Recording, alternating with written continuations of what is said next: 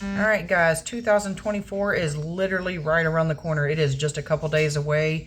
In this video, I want to talk about some of the ways that I am self-sufficient and hopefully help you become a little more self-sufficient. Some of the things I do to make healthier choices in my life. By no means am I all organic or all natural or anything like that, but I do like to know where my food comes from, and I do like to know where some of my products come from. I like to make as much stuff by hand as possible. I know time is always a factor, but trust me, guys, you can do it. You can work it into your schedule if you want to. There's a will, there is a way, trust me. I am a single mom. I work full time. I run a side business of selling chicks and ducks and quail and all of that good stuff. So I have brooders like you wouldn't freaking believe to clean out, flocks to tend to every day. And I manage somehow to do it. I don't know if I mentioned, I have 3 kids as well to take care of, single mom. So you can find time just like I have found time. It's hard sometimes. You're tired. You want to go sit down. You want to go to bed. Take 10 minutes out of your day of not watching TV or something like that and make a loaf of bread. It can be done. It does not take that long. So let me show you some of the things that I have been doing for many, many years now. Fortunately for me, homesteading was part of my upbringing. So it has been instilled in me in my whole entire life. We grew up really, really poor. And my dad taught us to hunt and fish and provide for ourselves. So I'm very, very fortunate that this has always been part of my way of life. Let's show you some of the cleaners that I make. These are homemade cleaners. They're very, very simple. It is nothing but vinegar and then whatever you want to put in there for scent. This particular one right here is lemons and pine. This one is oranges and pine. Got one back here that's almost used up. It is oranges and rosemary. And then we've got lemons and rosemary. You can use the whole fruit, you can use partial fruits, but if you ever have stuff that is going bad or those peelings that you just simply throw away, use them. Make some homemade cleaners. This here can be used for dishes, it can be used for mopping the floor, cleaning countertops, cleaning toilets and all of that. You can use them straight from the jar. I do that when I'm making mop water, pouring it in my dishwater or whatever, but I also have this spray bottle here where I strain it out and be able to use it to clean surfaces. I still buy dish soap, I still buy laundry detergent and all of that good stuff, but I do not have to buy a multi-purpose cleaner because I have made it right here with nothing but vinegar. All right, one other thing, this is something that I took off my grocery store list for this particular year, making bread. Making bread is super duper simple, so for 2024 I have vowed not to buy bread from the store ever again. And this is a loaf of bread that I just made yesterday, stored in a paper bag.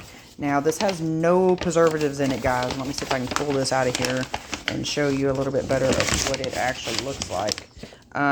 This has no preservatives in it, so it is not going to stay good as long as store-bought bread that has tons and tons of preservatives in it that last a week, 2 weeks sometimes. I store it in a paper bag. Actually, it can be stored in plastic bags to get it back soft again. If it gets a little hard on you, pop it in the microwave, pop it in the air fryer, in the oven, or anything like that. But making bread doesn't take long. I'm going to make a video here in the near future of making bread just to show you exactly how simple it is. To make this loaf of bread, mixing the first set of ingredients takes 5, maybe 10 minutes, even with the kneading, 10 minutes. You let it set for an hour, and then you put it into your pan, let it set for another 20 minutes, and then pop it in the oven. While it is sitting and waiting for your whole entire hour, you can still go on about your normal life, whatever that may be, watching TV, cooking dinner, and all of that. Next thing is herbs. All of this has been grown in my actual garden. I have a coffee grinder that I use to grind these up and store them. Most of the time I am able to grow enough to last me a whole entire year. This is just my seasoning bottles that I use on a regular basis. And then over here, I have my excess storage of seasonings. We've got jalapenos that I have ground up. This is really, really good in salt, garlic, onion powder, basil, parsley, celery. There's all kinds of stuff up here. If you ever purchase vegetables or grow vegetables and you don't have a freeze jar or any of that, you can dehydrate in your oven. These are all dehydrated vegetables that either I bought or grew, and they were on the verge of either having to use them or throw them out. So I ran them through my dehydrator, and voila, I have celery that I can use in soups and stews and all kinds of stuff that will last for a very, very long time. This here is, I think, 4 or 5 stalks of celery. It does not take up very much room. This is not a very big mason jar. Very, very good way to store stuff and take up very, very little space, and you save some money. You don't have to throw those things out. You can use them for a later time. Now this over here is our vinegar. We've got it sitting off in the corner of the room right now, so it's out of the way. Vinegar is something that we are new to making, but we also said in 2024 that we are no longer buying vinegar at the store, and we have started multiple jars of vinegar that you can see over here. We've got all different types. We are going to have apple cider vinegar, we are going to have strawberry vinegar, raspberry vinegar, plum, blueberry, and this is an apple blueberry. You let these things sit for about a month. It's super easy to make. You can use whole fruit. You can use the scraps of your fruit. Like this particular one here, we bought some strawberries. So instead of feeding the strawberry tops to our chickens or throwing them in the trash, we stuck them in this jar and decided to make our own vinegar with it. This here is going to produce quite a bit of vinegar, but we do use a lot of vinegar with our chickens. My daughter loves drinking vinegar, so this is going to give her some flavored vinegar and give the chickens some vinegar to be able to use and add to their water to keep them nice and healthy as well. If you are into essential oils, there is a ton of stuff that you can use these things for. They can be used to make bath soaks. They can be used to make body scrubs and all of that good stuff. One thing that I do with my empty bottles of essential oils is I put them into this big jar that I have filled with Epsom salt, and I turn them upside down and let the little bit of drops in there that you typically cannot get out soak into this Epsom salt, and then you just chunk that into your bath water, and it smells amazing. Now I personally, there is a ton of different kinds in here. If you want going for more of a controlled smell, then I suggest looking at what you're putting in there. I chunk whatever in there, it doesn't matter. I have found that putting multiple different scents in there, regardless of what they are, when they mix together, they all smell really, really good, and it's a scent that nobody else has because you made it all on your own. I also make my own medicine. Now this can be a little tricky. You need to use the right herbs depending on what they're for, based off of what you're needing. These here are just some very simple ones, herbs that I grew in my garden. It's basil, rosemary, and this one back here is sage. And my camera lost focus for some reason. There we go, we are back in focus. Making tinctures is not hard though. It's 80 proof alcohol, vodka actually is what I use in them, and then your herb. But like I stated before, you need to do your research and see what herbs are good for certain things, and use those based off of what it is that you're needing them for. Always consult with your doctor when making medications and stuff like that, and see if they are right for you. But this is one way that I prevent myself from buying medications at the grocery store and putting harmful things into my body that who knows what is actually in them that cause all types of other stuff. I make my own. All right, and the last thing I'm going to talk about is raising your own meat. We do not purchase meat from the grocery store, with the exception of beef, and we don't actually purchase it at a grocery store. We purchase it from Nakona Meat Company that's a couple hours from here. They raise their own beef, and that's where we purchase it instead of having to go to Walmart, Target, Kroger, wherever your local grocery stores are. I absolutely refuse to purchase meat from a grocery store. The rest of my meat I raise. My best friend has pigs, so that's where I get my pork from.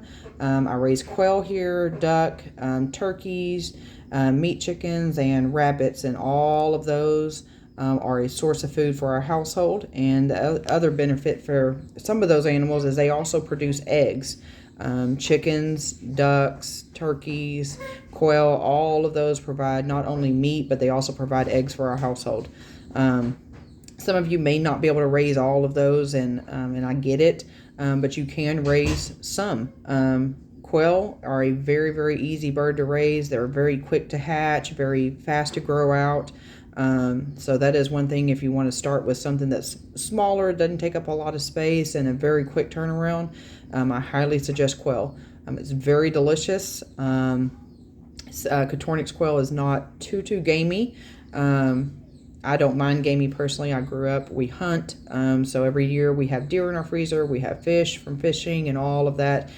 So you can provide your own meat and veggies and fruits and stuff like that depending on where you live. Even if you live in an apartment, you can provide some of your vegetables. Herbs are super easy to grow, and they do not need a lot of space. They can grow in containers. Tomatoes, okra, all of those things can be grown in containers, potatoes even. So take that balcony on your apartment and turn it into your own little personal garden instead of having flowers out there that are just pretty. Put some food out there. It will look very, very pretty on your plate, trust me. And this isn't all the stuff that I do. This is just what I wanted to cover today. Some of the simple stuff, some of the easy stuff that the majority of people are able to do. Like I said, it doesn't matter where you live, guys. You can grow peppermint. You can grow sage. Quail, very, very easy to raise. Most people, neighbors wouldn't even know that you have actual quail. The sounds that they make sound a lot like birds. So at least that's what my neighbors have told me, is they thought that I had a bunch of birds, not quail. They had no idea when I first got into raising quail many, many years ago. But I challenge you to think of something between now and the beginning of the year, even if it's after the beginning of the year. Think of something that you can do to better yourself and better your household. Try to get away from the grocery store a little bit more. When things happen, the grocery store shelves are empty, you need to think about what are you going to do to be able to put food in front of your significant others, your kids, and all of that good stuff. You will feel a lot better when you start cooking versus eating out. And I eat out, I do. I just do not eat out very often at all. And I have noticed the less that I eat out, the better I feel. It doesn't matter if I'm sauteing something in olive oil or if I'm frying chicken. It still is better for you than going to KFC and getting fried chicken from there. It is a lot healthier for you if you do it at home, especially if you can raise that chicken. You know exactly what was put into it. You know that the oil is good and that it's not old and nasty, and you know everything that is going into that meal, so that helps you out quite a bit. And not to mention, it'll save you money. You can cook way more fried chicken at home for a lesser price than what you can purchase at KFC. KFC's prices, by the way, I went there 2 or 3 weeks ago to get my son something to eat real quick. Outrageous. I could not believe how much they're charging for just a little bit. I paid, I think it was like $11, and it was 3 chicken strips or something like that, and some fries. And I was like, my God, for $10 I could have raised a whole entire chicken, and for a couple bucks I could have grew my own potatoes and had a crap ton of french fries and a lot more chicken than this. But I know time is always an issue, and I get that, and I understand that. I struggle with that as myself. But a little bit of planning will help you along the way quite a bit. I am constantly trying to think of new things that I can do myself. Let me know what you think in the comments. What are you doing this next year to be a little more self-sufficient and to provide for yourself? Let me know your ideas, what you're going to do. Maybe it's something that I'm already doing. Maybe it's something that I have not even thought of that is super duper easy, like the apple cider vinegar. One of my subscribers had mentioned, why don't you make your own? And I'm like, well, golly, why don't I make my own? And sure enough, within a week or so later, I did a little bit of research and started making my own apple cider vinegar. It's not hard, guys. It's really not hard. A lot of this is not hard. We are just so driven for convenience. Instead of learning how to do things on our own and provide for ourselves, that is the way society has made us today. That's just the way we have grown up and how we are, what we're used to. But thank you all for watching this video. Hopefully you liked it. I know I tend to ramble on a little bit and all over the place, but if you like this video, please subscribe, and see y'all in the next one.